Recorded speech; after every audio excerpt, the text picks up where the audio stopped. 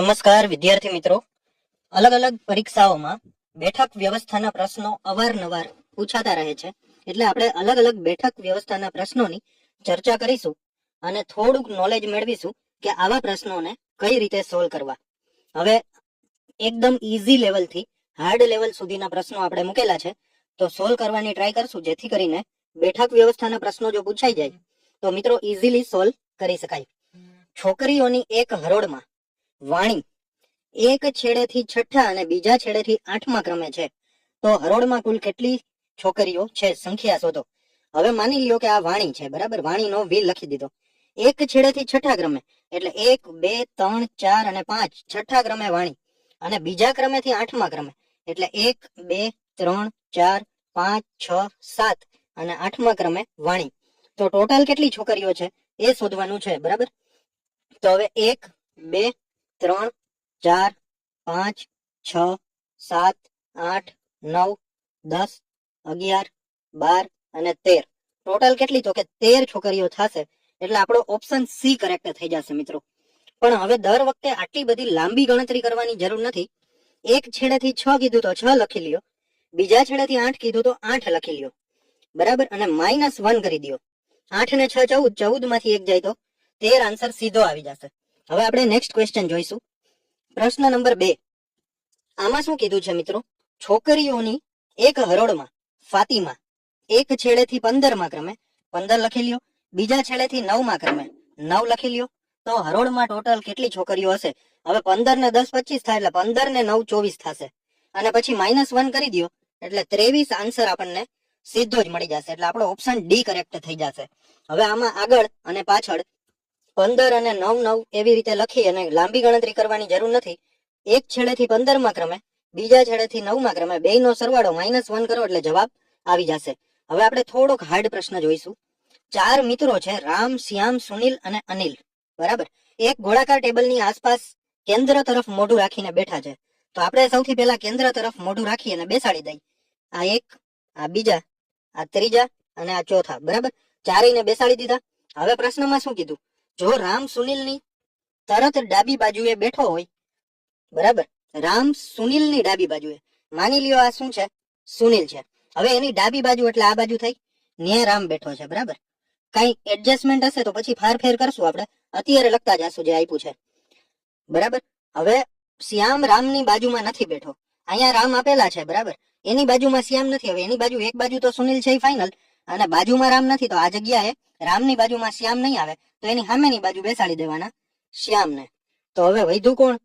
તો કે રામની બાજુમાં ન બેઠો હોય તો શ્યામ તરત ડાબી બાજુએ કોણ બેઠું હશે? શ્યામની ડાબી બાજુએ કીધું. રામ, શ્યામ અને સુનિલ તો ગોઠવાઈ ગયા, એટલે એક જગ્યા વધી ત્યાં અનિલ આવશે, બરાબર? હવે પ્રશ્ન શું છે? શ્યામની તરત ડાબી બાજુએ કોણ છે? તો આ શ્યામ છે, એનું મોઢું આ તરફ, ડાબી બાજુ આ તરફ, તો શ્યામની તરત ડાબી બાજુએ કોણ બેઠું છે? સુનિલ બેઠા છે. એટલે option B is correct, Sunil, બરાબર? શ્યામની તરત ડાબી બાજુએ સુનિલ છે. હવે આપણે હજી એક એક્ઝામ્પલ જોઈશું. એ, પી, આર, એક્સ, એસ અને ઝેડ એક હરોળમાં બેઠા છે. એ, પી, આર, એક્સ, એસ અને ઝેડ ટોટલ 6 છે, બરાબર? એક હરોળમાં બેઠા છે. હવે એસ અને ઝેડ વચ્ચે બેઠા છે, તો અહીંયા 2 શક્યતા થશે. એટલે આપણે 2 આકૃતિ દોરી લેશું, એક આ અને એક આ, બરાબર? 1, 2, 3, 4, 5 અને 6 બેસાડી દીધા. એવી જ રીતે બીજી આકૃતિમાં 6 ને બેસાડી દેશું, બરાબર?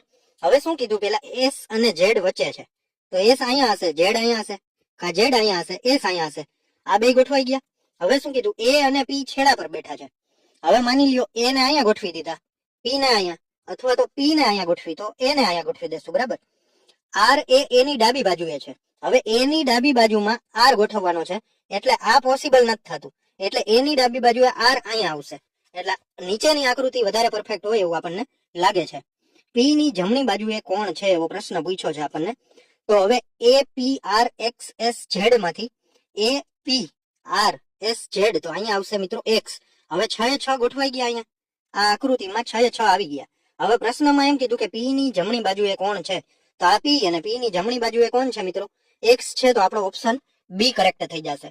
હવે આમાં આપણે એક વસ્તુનું ધ્યાન રાખ્યું, વચ્ચે એસ અને ઝેડ કીધા હતા, તો 2 પોસિબિલિટી હતી, એટલે અલગ અલગ 2 રીતે આકૃતિ દોરી લીધી.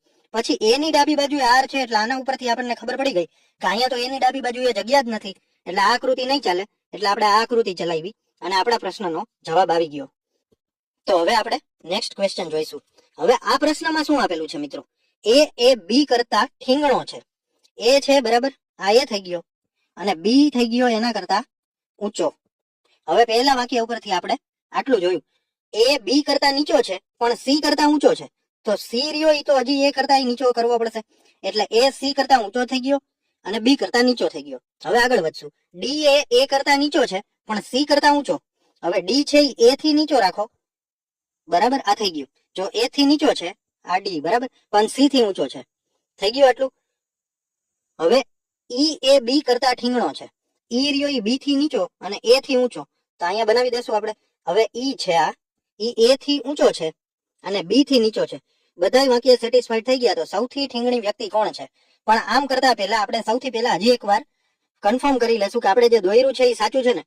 તો પહેલું વાક્ય જુઓ, એ બી કરતા નીચો અને સી કરતા ઊંચો.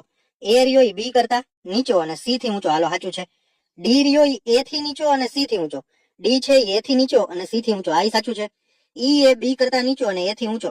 ઈ છે બી કરતા નીચો અને એ થી ઊંચો છે. એનો મતલબ દરેક વાક્ય સેટિસ્ફાઈડ થઈ ગયા. હવે સૌથી નીચી વ્યક્તિ કોણ છે? તો સૌથી નીચો સી છે, ચોખ્ખું દેખાય જ આવે છે.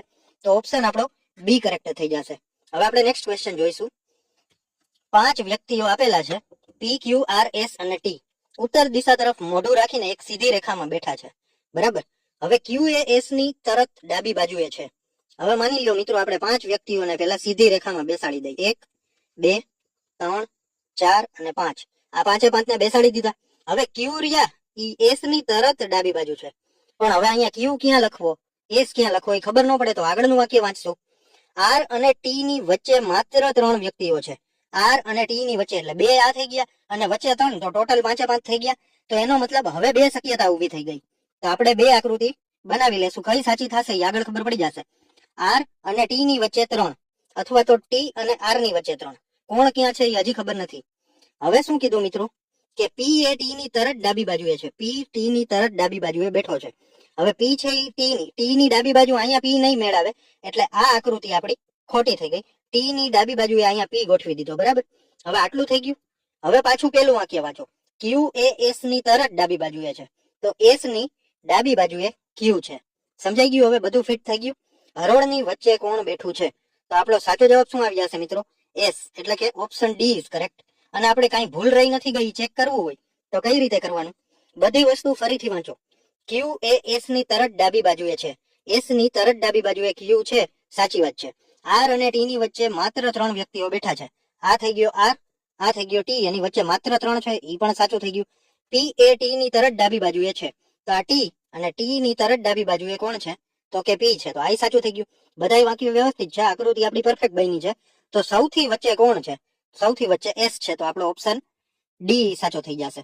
હવે મિત્રો, આ વિડીયો જોવાથી બેઠક વ્યવસ્થાને લગતા તમારા પ્રશ્નો સોલ્વ થઈ ગયા હોય તો આ વિડીયોને એક લાઈક જરૂરથી આપી દેજો. મેથ્સના કયા ચેપ્ટર વિશે તમે ભણવા માંગો છો એ કમેન્ટ કરી અને જણાવી દેજો. તમારા મિત્રો જો કોઈ તૈયારી કરતા હોય તો એના વિડીયો અચૂકથી શેર કરી દેજો. અને આ ચેનલમાં નવા હોય તો ચેનલને સબસ્ક્રાઇબ કરી લેજો અને બેલ આઇકન પણ દબાવી દેજો, જેથી કરીને આવનારી દરેક અપડેટ આપના સુધી પહોંચી જાય. ધન્યવાદ.